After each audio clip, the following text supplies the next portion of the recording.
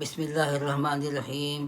السلام علیکم عزیز ساتھیوں، نماز کے طریقے پہ ہم کچھ باتیں بتانے جا رہے ہیں، جیسے کہ سنت سید العالمین صلی اللہ علیہ وسلم کے خلاف بجا لاتے ہوئے اعمال برباد ہونے کا اور ثبوت ملاحظہ ہو۔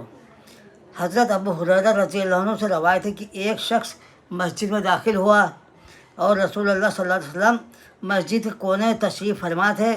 اس نے نماز پڑھی، رکوع سجود قوم جلسے کو اطمینان سے ادا کیے بغیر بہت جلدی پڑھی۔ پھر حضور صلی اللہ علیہ وسلم کی خدمت میں حاضر ہو کر آپ پر سلام کیا۔ حضور صلی اللہ علیہ وسلم نے فرمایا، سلام ہو تجھ پر، ارجع فصلی فإنک لم تصلی، لوٹ جاؤ پھر نماز پڑھو، یقیناً تم نے نماز نہیں پڑھی۔ وہ شخص پھر گیا اور مکرر نماز پڑھی جس طرح پہلے بے قاعدہ پڑھی تھی، پھر حاضر ہوا اور سلام کیا۔ حضور صلی اللہ علیہ وسلم نے ارشاد فرمایا، سلام ہو تجھ پر، ارجع فصلی فإنک لم تصلی، لوٹ جاؤ پھر نماز پڑھو، یقیناً تم نے نماز نہیں پڑھی۔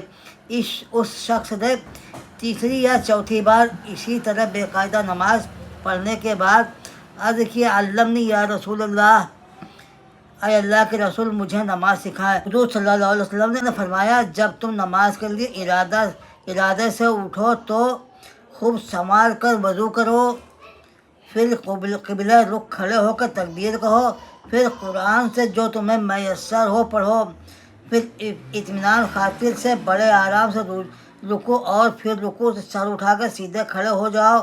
قوما میں پھر اطمینان خاطر سے بڑے آرام سے سجدہ کرو، پھر سجدے سے سر اٹھا کر اطمینان خاطر سے بڑے آرام سے بیٹھو۔ جلسے میں یعنی اتحیات میں جو بیٹھتے ہیں، پھر اطمینان خاطر سے بڑے آرام سے دوسرا سجدہ کرو، پھر دوسرے سجدے سے سر اٹھا کر اطمینان خاطر سے بیٹھو۔ جلسے استراحت میں پھر دوسری رکعت کے لیے کھڑے ہو جاؤ۔ یہ نماز بڑی جلدی نماز پڑھتا تھا، ٹھونگے مارتا، رکوع سجود و قوم ہوتا اور نہ دو سجدوں کے درمیان بیٹھتا، یعنی طریقے رسول اللہ صلی اللہ علیہ وسلم پر نماز نہیں پڑھی، یعنی تمہاری نماز نہیں ہوئی۔ ثابت ہوئے غیر مسنون طریقے سے، یعنی سنت کے علاوہ ثابت ہوا غیر مسنون طریقے سے پڑھی ہوئی نماز ضائع ہو جاتی ہے، ہوتی ہی نہیں۔